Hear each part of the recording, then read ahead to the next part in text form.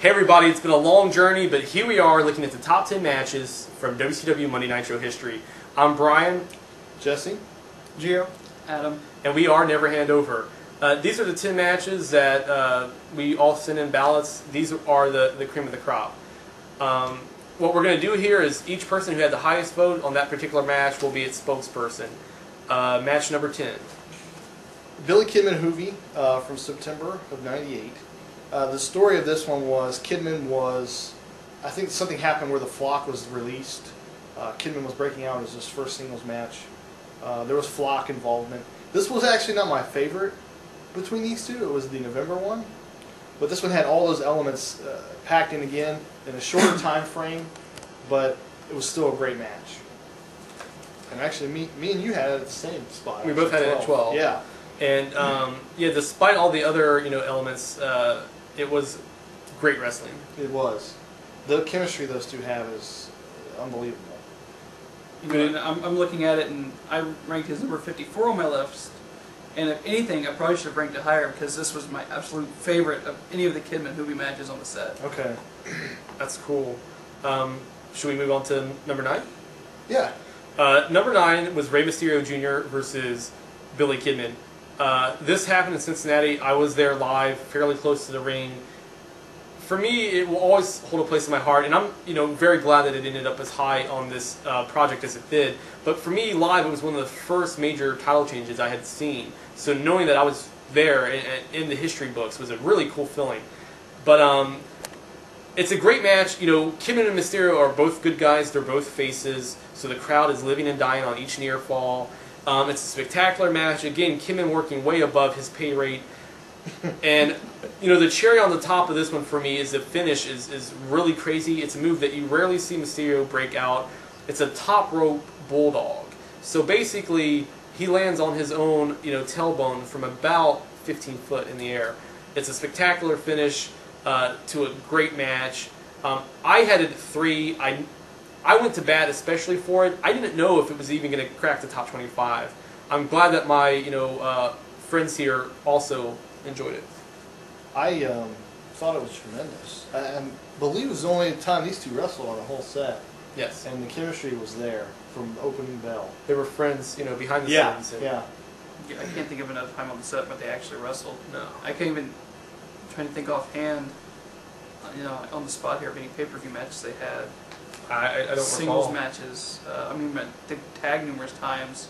Yeah. On pay-per-views and fought 3 ways and 4 ways, but I don't remember any singles matches on pay. So this may be one of the only Nitro matches, one of the only televised Ray Kidman matches. Yeah, they were both faces for most, if not all, of their run, and I'm like I said again, I was pleasantly surprised that it ended up in the top 10 because I liked it so much. Match 8, Jesse. Match 8 is Chris Benoit and Finlay from. how can you go wrong, man? Right. You know what? When I started this match, I was like, I'm not going to have any preconceived notions because we all know they've had a lot of great WWE matches together. Mm-hmm. And I think Finlay was more of a bit player in WCW. But this was as stiff as you would think it was. And Benoit was ultra aggressive. Some really nasty moves. The tombstones they did. Even like I remember the headbutt Benoit hit was. He had a bounce to it when he hit. So it was just completely physical. Just laying everything in. Yeah, and it took me by surprise, and I was like, I gotta show this thing love because it was offhand. I think it's one of the most physical matches that we watched. It's great. Yeah, and speaking of matches taking you by surprise, number 7, Dean Malenko versus Chris Benoit from 112-98. Mm-hmm. That's a match that It's your number 4. It's me as my number 4. And I'm just sitting here and I'm thinking, wow, how much better can you get? You were talking about 2 friends with Billy and Ray, man. Yeah, these guys, they These are just brothers, went, dude. And they went and they just left it all in the ring, and I was pleasantly surprised. It's the technical stuff is so good. It probably ranks right up there with Brett and Benoit. Oh. Here's a question about that match. As viewers, of wrestling and avid viewers, does post-match hijinks ever discount or discredit a match at all? Because I remember this match seconds after the finish, it felt like it was a black cloud over the finish. It felt like it was more important than the finish. A bunch of people run out, I believe the flock. And seconds after the finish, and that cheapened the moment to me, because you have this really satisfying match, but it's really serviceable to an angle that nobody cared about. But the match was over, right? Yeah. Therefore, I kind of look bell to bell. Yeah. I mean, I typically for the do most too. part. I do remember not liking that about it, but Right. you can't take it away from the Post-match performance. hijinks aside, it was just a phenomenal match. Yeah. How did you think this compared to the other one that they did? Because I actually had that one even higher. Let's see here. In September. September. Um, Where was that? Yeah, I had it here. I don't know where that ended up. It ended up at 23. Oh, okay. That had the move where Benoit, Oh yeah, I didn't like that one. the superplex. With 41. You had it at 41. Yeah, I had it at 41. Yeah, obviously I didn't think it was that great, and I thought, you had Douglas and Saturn at ringside too for that one. I'm thinking, what the hell Well, are they out I there? wasn't looking at them. I'm thinking, why the hell are they out there? But I mean, yeah, that was a really good match too, but just had candle to candle to that, to the other match from '98. Let's talk about match 6, which in terms of, I think a lot of these top 10 matches are you deem important.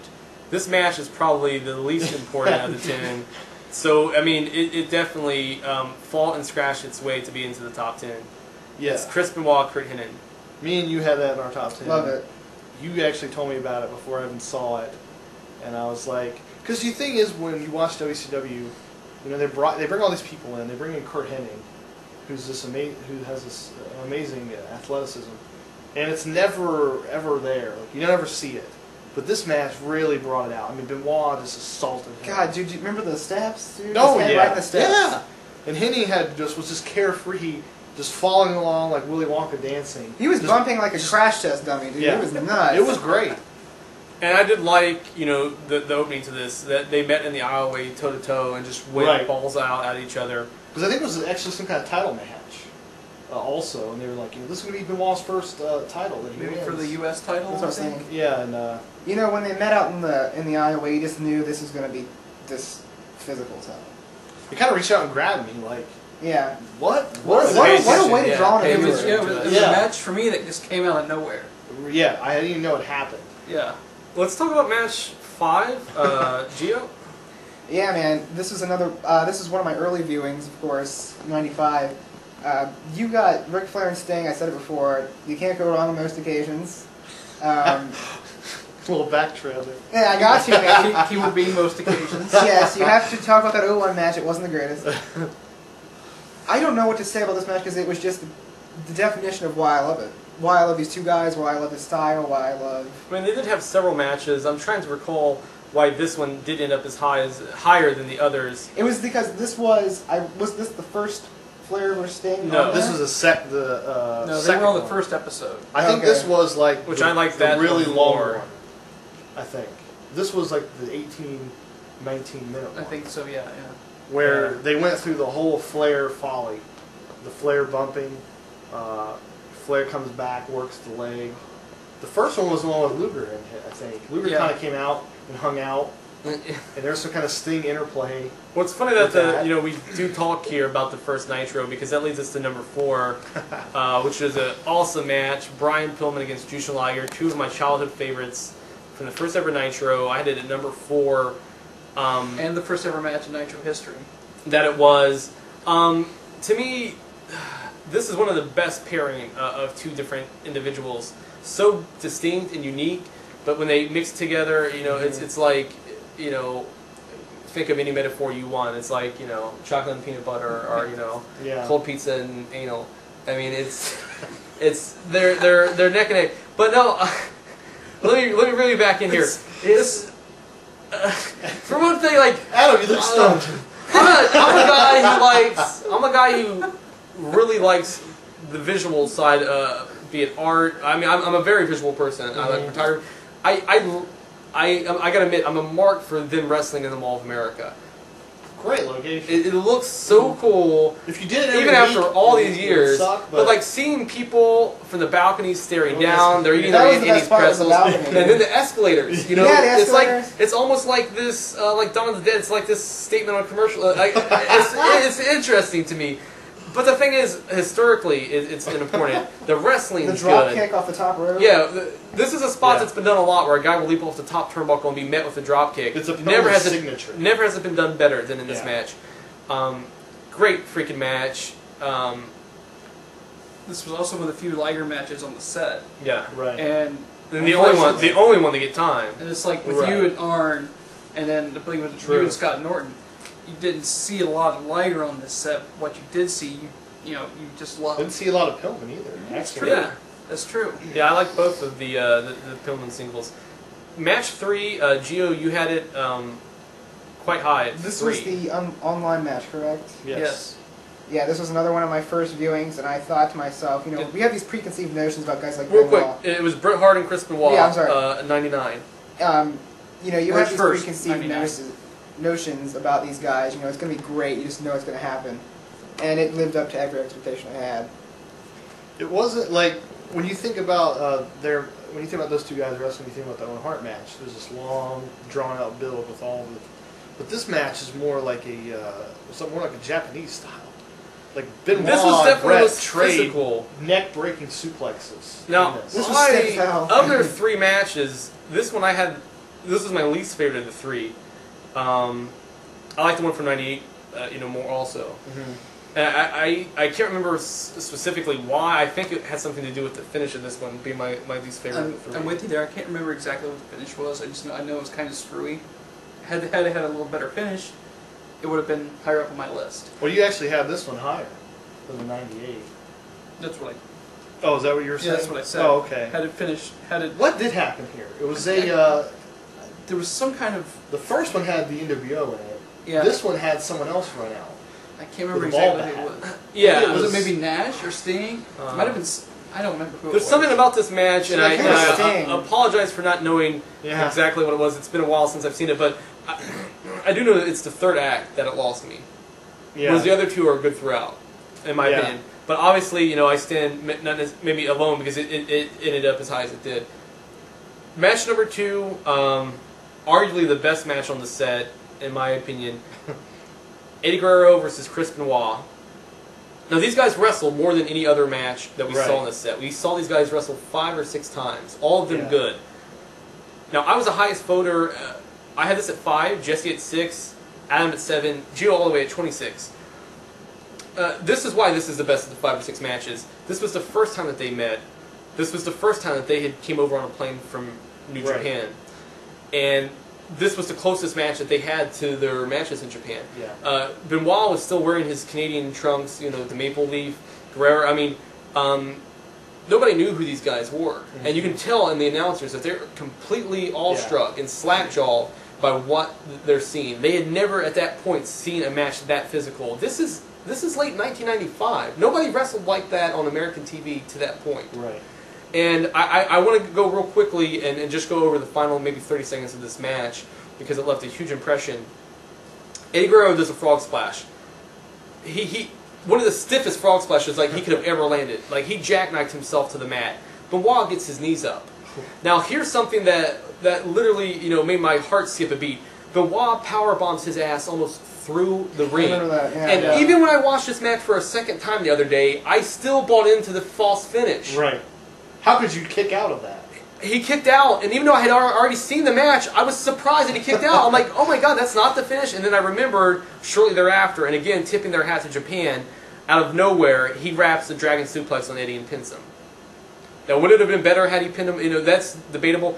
Still, to me, the last 30 seconds of that match are beautiful, and they're everything that I love about Do you wrestling. guys These remember how guys. much time this got? Not a lot. No, it was like 9 minutes, maybe. Yeah, Maybe probably that. about And I 9 remember minutes. during I'd say when all this 7. stuff's going on, Bischoff and them were trying to sell extraneous crap Yeah, that's that going on. But they get pissed me pulled off. and they into keep it. jumping like, oh my god, They did you can't. see what just They happened? can't deny the sheer Right, they force of this cannot. match. Yeah, it was an awesome match. We Number did this back for Worldwide, Power Hour 90 years ago. Drum roll, please. I'll do it too. Match number 1, the Owen Hart tribute match. It's the only match in the history of Never Hand Over that I have given a 10 to. Bret Hart versus Chris Benoit. It's in the same... For me, all of us had this match at 2, except Jesse had it at 3.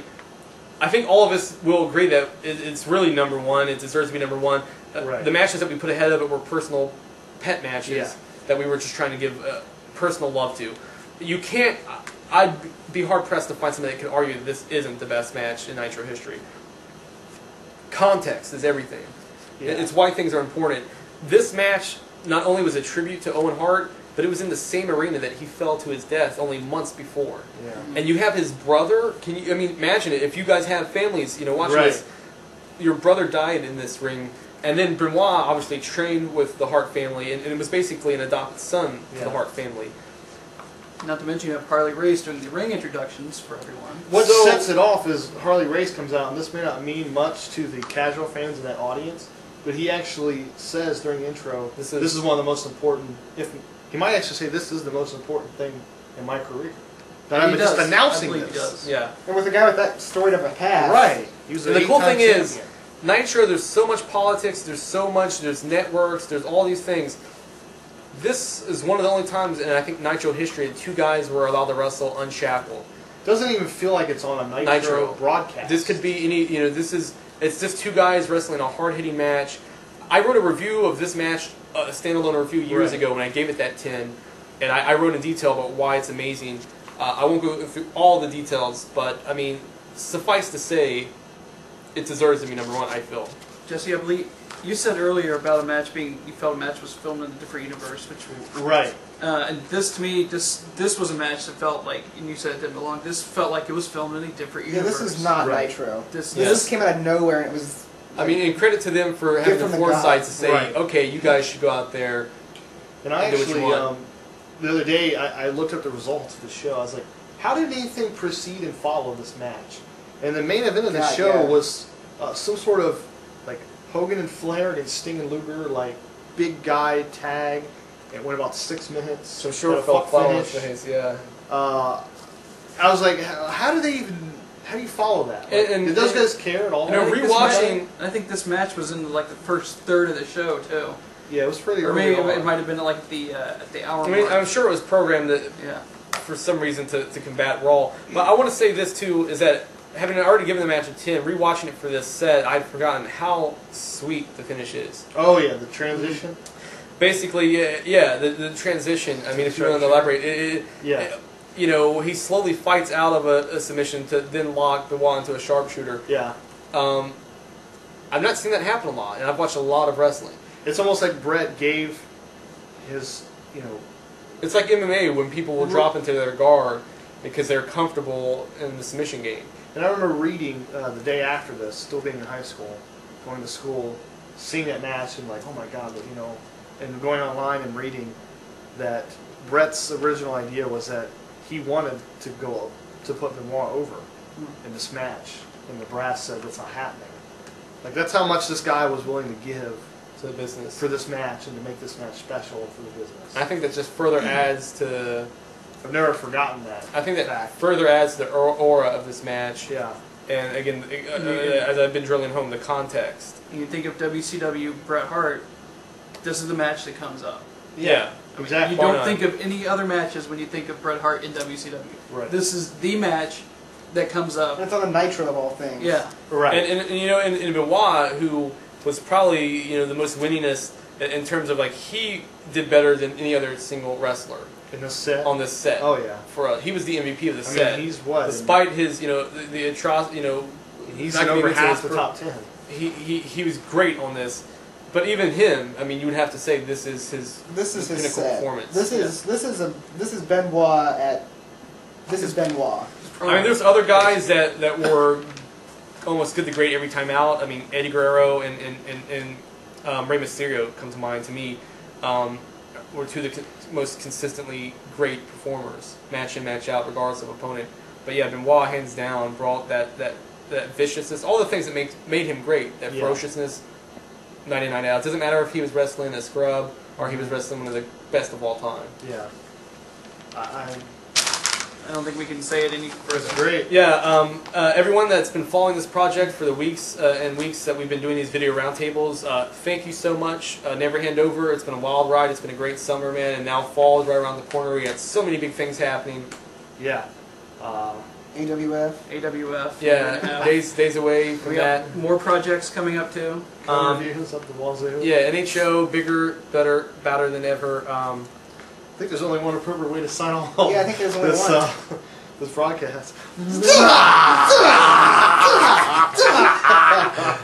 Drunk dude who wants to play.